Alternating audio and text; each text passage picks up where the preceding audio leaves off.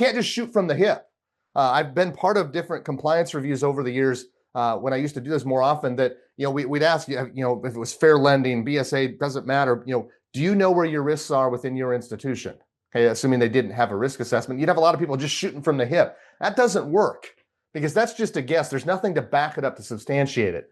More on that in a moment. You can't ask the magic 8 ball, right? It'd be great if we could. We'd all have them sitting on our shelves, right? But the magic 8 ball is not going to work. We can't just ask that. What has to happen is there has to be documentation. Okay, the exercise. Okay, going through it, the people involved in that process.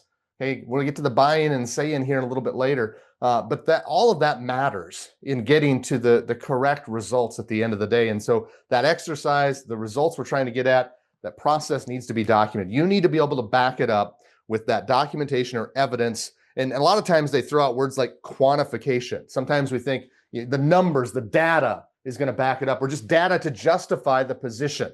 You've got to be able to back it up. It comes down to this: the burden of proof relative to where you say you stand, okay, with respect to the whatever risk is on the table, fair lending, BSA, ML, doesn't matter. Hey, whatever you think you are, unless you can back it up, hey, is very subjective. Now, it's subjective even with your data, but the better your documentation, your evidence, your data, your quantification, hey, the better it is, the better it's going to be able to be stood upon when it comes to your results at the end of the day, that residual risk to your organization.